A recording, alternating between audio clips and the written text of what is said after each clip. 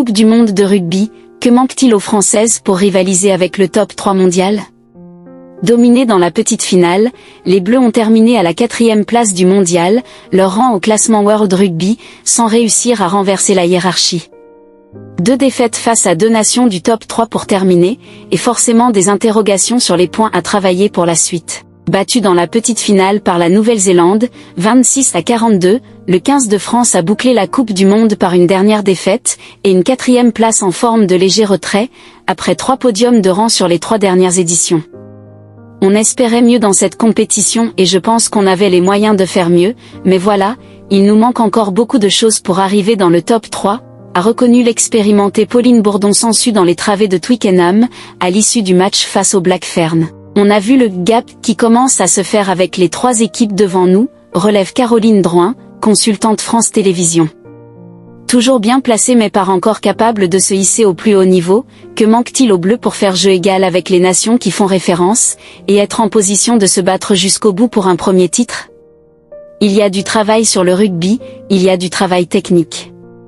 Une partie du travail de progression concerne d'abord le jeu et le terrain. Dans le groupe, les premières analyses ont été tirées après les 2 revers face à l'Angleterre, 35-17, et la Nouvelle-Zélande. Il y a du travail sur le rugby, il y a du travail technique, on est tous concernés, a concédé la co-sélectionneuse Gaëlle Mignot après le match pour la 3e place. Un sentiment partagé par Safi Ndiaye, consultante France Télévisions, sur la demi-finale et la petite finale, on pêche au niveau technique. Pour moi, ce n'est pas au niveau physique ou une question de stratégie, mais au niveau technique, on a du déchet et des lacunes, et du retard face aux Blacks ou aux Anglaises. C'est dommage, parce qu'on est capable de créer un beau jeu. Plusieurs axes de travail sur des aspects du jeu, où se fait la différence avec les meilleures nations, ont déjà été identifiés, comme l'efficacité en zone de marque, pointée du doigt après les matchs face à l'Italie et l'Angleterre notamment. Il faut qu'on arrive à être plus pragmatique, à concrétiser un peu plus nos ballons. On l'a vu contre des équipes qui arrivent à récupérer un seul ballon et à faire la différence.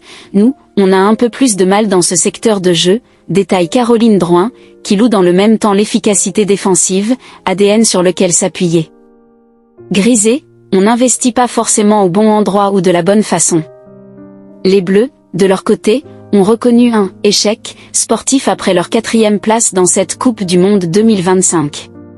Et si une nouvelle génération très prometteuse émerge, le niveau de leur championnat est directement pointé du doigt, comparé à l'Angleterre notamment. Pour moi c'est ça la grande différence, le championnat qui est beaucoup plus attractif, il y a beaucoup de joueuses étrangères qui viennent de partout dans le monde pour jouer en Angleterre, les clubs ont les mêmes infrastructures que les garçons, expliquait sur France Info l'ancienne 2e ligne tricolore Lénaïque Corson, qui a terminé sa carrière au Harlequin, 2022 à 2023. Au sortir de ce mondial raté, les Bleus espèrent du changement afin de pouvoir rivaliser à nouveau avec les équipes du top 3, qu'elles ont vaincues une seule fois depuis la Coupe du Monde 2022, en Nouvelle-Zélande, 17-18 en 2023.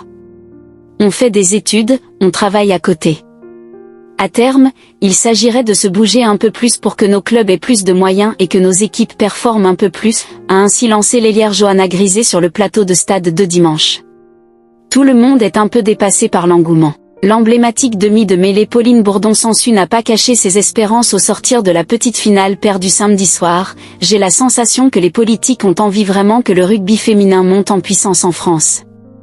J'espère vraiment qu'il va y avoir des moyens mis sur la table et qu'on pourra essayer de rattraper l'écart avec le Canada et l'Angleterre.